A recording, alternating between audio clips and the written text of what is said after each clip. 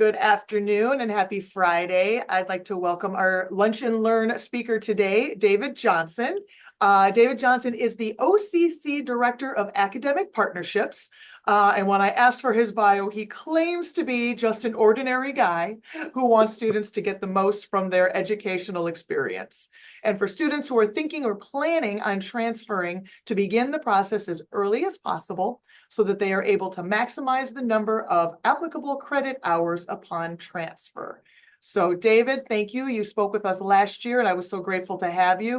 And I thought it was really important to bring you back again this year for our associate degree students to learn about the different ways and methods of transferring their credits, the universities, the process, the requirements, and really just what a fantastic opportunity it is to be able to transfer to a university with 1 or maybe 2 years more and earn that bachelor's degree to, again, further enhance their opportunities and career engagement as well. So David, thank you so much for joining us today.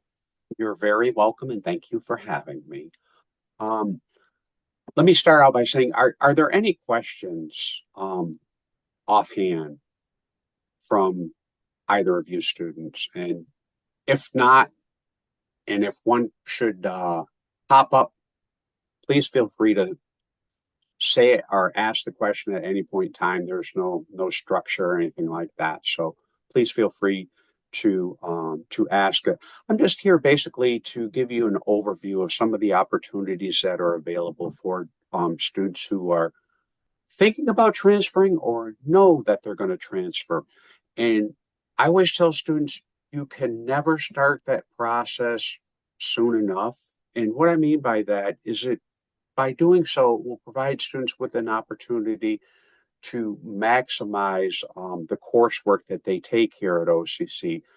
And what I mean by maximize is, on the national average, students who transfer from a community college to four-year school unfortunately lose 30 credit hours. So that's like a year's worth of credit just that falls by the wayside. It's either A, it doesn't transfer, or B, I should say, it transfers, but it's not utilized towards meeting specific requirements within the program. So students will wind up graduating with an overage of credit. The overage of credit doesn't hurt you, but at the same time, if you were to thinking about all the resources associated with all those extra credits, your time, your money, your brain, so on and so forth, it's kind of defeating, and it can be kind of defeating. So what my job is to assist students who want to get from point A to point B with and developing a path, if you will, of least resistance. And we have a number of opportunities for students who are in the paralegal program who want to transfer to a bachelor's program. There's a number of articulation agreements, and the articulation agreements are primarily kind of like a transfer guide, but more enhanced in the sense that typically there's going to be some added value beyond a transfer guide. Transfer guides have a tendency to have a very, very short shelf life because class evaluations will wind up changing and such. But an articulation agreement will provide you with a set time frame to which the university will accept the courses and the conditions of a particular program. Like, for example, typically, if a student were to take a paralegal course and try to transfer it, most institutions, if they do accept it, it would just wind up being a general elective. But with the articulation agreements, basically they accept everything as a package. They're not going course by course or what have you.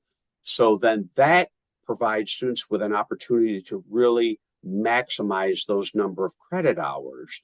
And we have a number of articulation agreements with a variety of schools throughout the state. And if you're looking at, let's say, continuing your paralegal studies, and you want to pursue a paralegal bachelor's degree, but we have a program with Eastern Michigan University, well, they'll wind up taking your program and your coursework and applying it towards their particular program.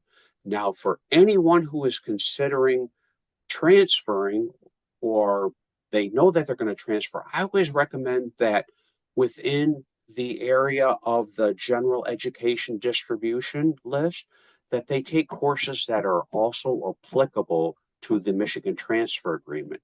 The reason being is that some courses on the general education distribution list are not applicable to the MTA. So they're going to wind up needing to take additional courses to satisfy that particular requirement. Now, um, Sarah will wind up distributing that information because what I've done is I've kind of outlined the general distribution list of all the courses, and I've highlighted those that will wind up being applicable to the Michigan Transfer Agreement. So if you wind up taking those courses that are applicable to the specific areas, then you're only going to be looking at taking a few additional courses to wind up satisfying the Michigan Transfer Agreement. And by doing so, that will put you that much further ahead of the game. Um, if you don't wind up, let's say that you're like, oh, I'm not going to do the Michigan Transfer Agreement. I'm just going to, transfer in the degree or what have you. Then you're going to have to wind up taking additional specific courses once you wind up transferring. So this provides you with an opportunity to maximize the number of courses that you take here that are applicable. Now, there are a number of pre-transfer opportunities. Let's say, for example, I don't know if I want to transfer. I don't know what I want to do.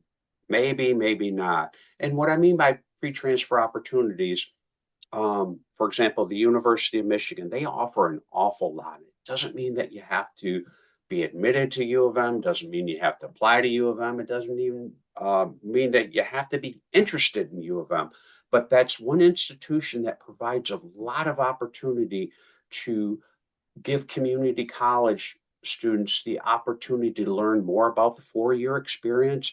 They have like transfer bridges and M Connect. They also have a research opportunity for students, and the research can cover just a variety of different things. And what will wind up happening is those that are selected, they wind up going to campus for like either 3 or 4 days or a week or something along that lines. They eat in the cafeteria. They can actually live in the dorms as well. And then at the end, they wind up being paid a stipend for that experience. It's a wonderful opportunity for students, and it's something more to further enhance your resume as well. If you're kind of considering, once again, transferring to a 4 year school, I encourage you to um, visit the 4 year schools when they're on campus. They do transfer table talks or transfer table visits, and you can find out what school is going to be at what campus on what date and what time frame by going to the college events webpage. You click on that. There's a category you can click on transfer, and it will list everything that's coming up. We also are having a upcoming transfer fair that you can see on the screen right there. Now, there's going to be this is going to be the biggest one this college has ever seen in its 60 years. There'll be multiple sessions available, and it will provide students really the opportunity to engage with just a ton of colleges and universities, and that will be participating. It is some of the what was I going to say?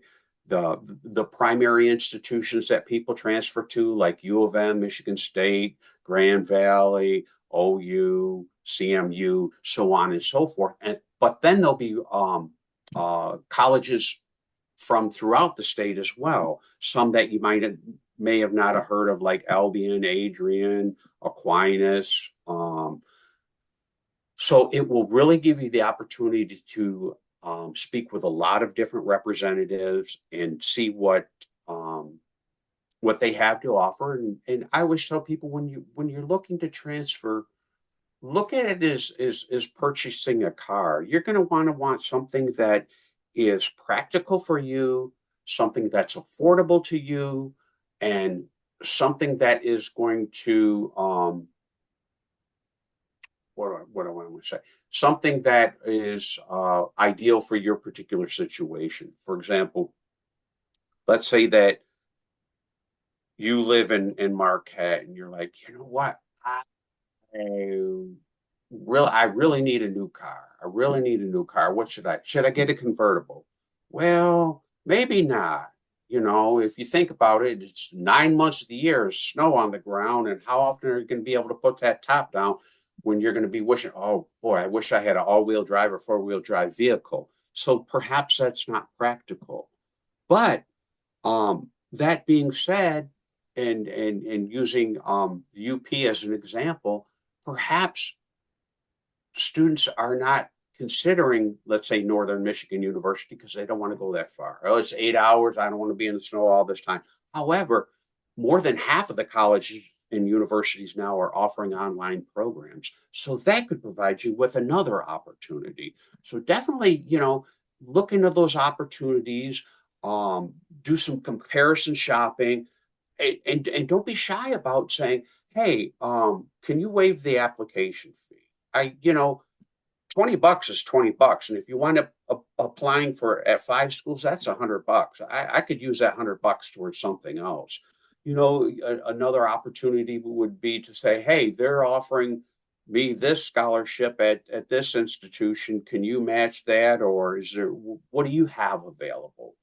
If you are Phi Theta Kappa student, almost every school in the state offers something for Phi Theta Kappa students. I know University of Detroit Mercy offers 2 years of free tuition um, for students who meet, or excuse me, for community college students who wind up winning their scholarship. Now, I know it's based on academics. I don't know if you have to be a Phi Theta Kappa student, and I don't know if there's a limitation, but I recently received a newsletter. There was a student from Oakland, there was a student from Macomb, there was a student from Schoolcraft, and then there was a student from maybe Washtenaw or something like that. So I don't know if they're like, okay, we're going to limit it to one per college or not, or how that works, but there's a number of opportunities available. And, I'm here to assist you in enhancing your awareness and increasing opportunities for you to be, I don't want to say necessarily successful because you can be successful on your own, but to provide you with those resources and give you a better insight or more insight. Um, do either of you have any questions? I know it's a lot of information and a lot of things to consider, but do either of you have any questions at this time? Would access help with transfer? I'm sorry. Would access help out with transfer for neurodivergent students or? They could. They possibly could. Another thing that I wanted to let you all know too is that there is a page on if you go on the transfer events webpage of questions that you should consider asking the four-year schools, because it's just not about the cost of the tuition and the program that you want to go to. There's so many other variables that come into play. Okay, what is your placement ratio on this? And if you're looking at living on campus, what type of housing do they have available, on so on and so forth. So there's a lot of considerations, like I said, when it's going into selecting your transfer institution and such. How far along are you in your programs?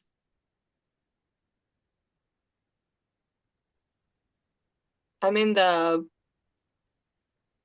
pre-paralegal section. So Okay, I have, Yep, wonderful. completing prereqs. Yeah. Good, good, good, good. How about you, Annika? I should have 2 semesters left after this one before I'm done with the paralegal associates. Oh, great. And are you planning on continuing on or Yeah, I haven't think thought? so. Okay, Yeah, great. I'm kind of thinking about the articulation agreements with EMU and Oakland Okay, University. Yeah. wonderful. And the nice thing about the agreements is everything is pretty much laid out for you. And there might be a specific course that they recommend that is part of like the MTA because it is a requirement within their program. So that kind of helps you out as well. And I am more than willing to meet with students either face to face, via Zoom. Even though my office is in Royal Oak, I'm more than happy to come to any of the campuses and meet with students as well. Because transfer isn't a cookie cutter process. There's so many variables involved, and each student brings a totally different perspective and such to it.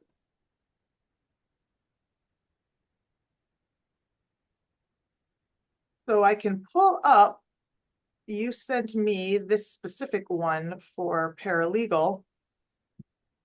And again, like you said, David, there are so many variables and every university accepts different credits.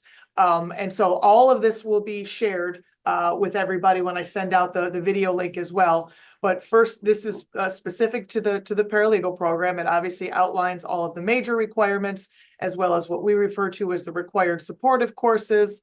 And then, of course, it lists all of the requirements for the general education requirement to ensure that our paralegal students are getting a well-rounded education as well. And then from there, these on the paralegal page that I'll also make sure there's a link to will outline specifically which classes would be accepted.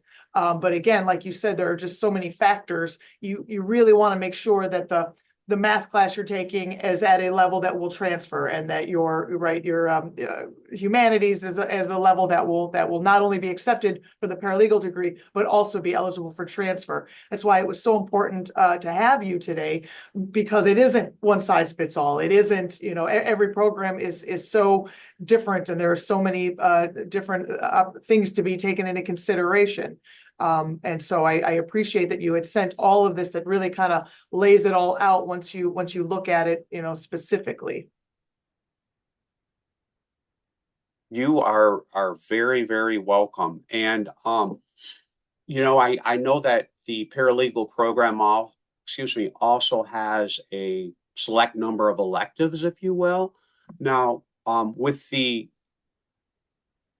EMU agreement, they require, for example, they require, let's say, choose a second course sequence. So they require either like Soc 2520 or Econ 2620. So those are some courses to be considered within the general education requirements. I'm going to put actually in the chat. This is a hyperlink to the actual agreement itself. So it's a PDF. So you all, if you're interested in, for example, the EMU program, take a look at that and say, okay, well, I match up quite nice with this, or hey, here's a couple additional elective credit hours that I can take. As you will see, most of the articulation agreements go above and beyond the requirements of the paralegal program. And what I mean by that is the number of credit hours. For example, if you look at Eastern's, I believe there's 78 credit hours, where the paralegal program is what, 66 or something along there? 62 to 65, yeah. So exactly. So they try to be as prescriptive as possible, where possible, for you to be able to maximize those credit hours. And then if you need assistance in, facilitate, who do I contact at EMU regarding this or that? And if you don't know, by all means, feel free to reach out. And that's true of any school. I'll be more than happy to put you in contact with those individuals and go from there. Fantastic. Well, Annika, Ruth Ann, if you have any specific questions, now would be a great time, but I know how these things go. Sometimes after you start looking at the information and more things pop up and you have Absolutely. questions, both David and I are happy to respond to anyone who's watching the video that wants to reach out. I will make sure in the when I send the email out, it's going to have everybody's contact information as well as links to everything that we discussed in the chat today. But honestly, I can't yell it from the mountaintops enough how relevant and important it is to, if you're interested in continuing on for that bachelor's degree, to really, like you said, early, just to start the process, because your time, your money, your resources are valuable. And we really try to do our best to make sure that we're utilizing all of those things, maximizing efficiency. So it's great to have an on-site expert such as David. We're very fortunate. I hope you feel both of our passions for ensuring that opportunities are presented and that you have everything that you need to be successful. All right. Well, thank you again, David, for your time. Happy Friday to everybody. I look forward to next month's Lunch and Learn. That information will be coming out next month for our speaker and date. Until then, go Tigers.